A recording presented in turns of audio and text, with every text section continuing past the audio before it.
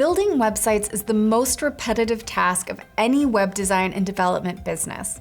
The only catch is that no two websites or clients are alike. Yet, once you build enough websites, you realize the underlying technology is the same. At least it should be if you want to stay sane and not be constantly learning new tools. The technologies that you use to build a website can become your website blueprint, a starter set of the platform, theme, plugins, or extensions that you need to be the base of the websites you build. The other part of your website blueprint, besides the software, is the location in which you build, locally on your computer or on staging servers. Wherever you choose to build, just remember, do not build directly on the client's own hosting, as they have not paid you for the full website yet. Only deliver the website to the client's hosting when it is paid for.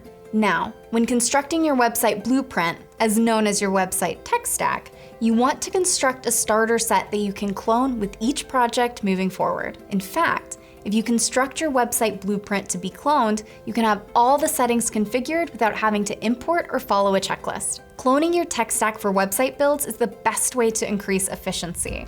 If you need a step-by-step process on how to clone a website, view the Skill Up video Cloning a Website in the Hub. When deciding what will go in your standard website blueprint, consider the following elements. What platform or coding language will you use? Although it's tempting to want to know it all, try to stick to one platform or coding language, especially when starting out. This way you can effectively learn the codecs, follow improvements, and build experience with common problems. What theme will you use? If using custom designs, is there a theme framework that is light enough and flexible enough to be custom for all clients? What are the core plugins or extensions you need for your website builds?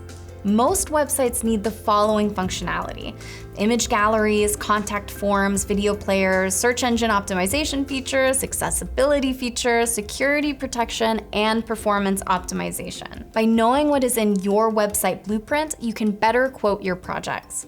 This is true especially when they ask for features that are outside of your website blueprint and will take extra time to research and implement. Now, if there are aspects of your website blueprint that you cannot clone, evaluate if you can easily import settings or have a checklist you follow. This can still be part of your website blueprint, just an extra step in your processes of cloning. Consider pre-designing page templates or pre-coded snippets that you can import into your website without having to build them each time. Lastly, for our website blueprint, are there settings specific to the platform that you must set up? Accounts like WordPress.org and Google Analytics, for example, will be unique to each website.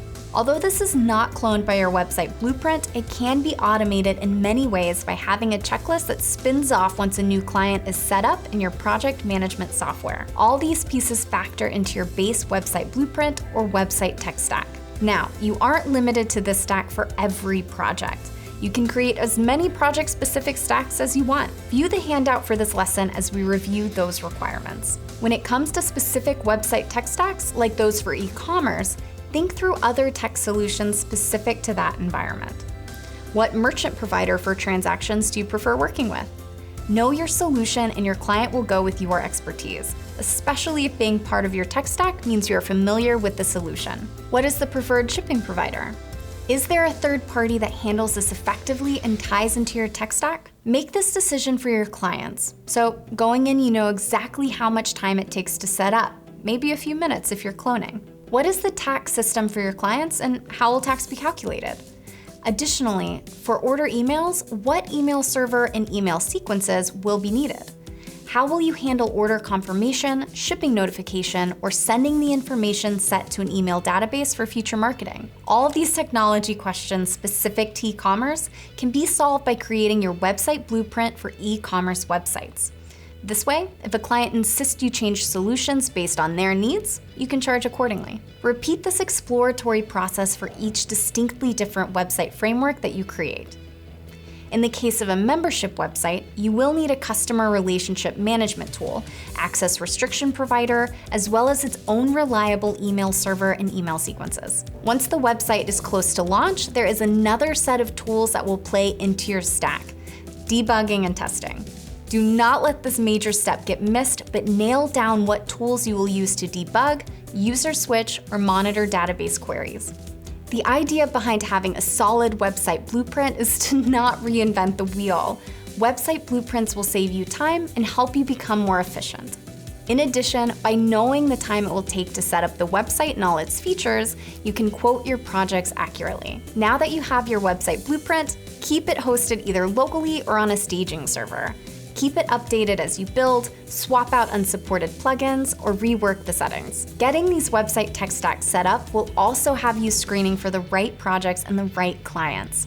Use your website blueprints to budget your time and evaluate which projects fit you best.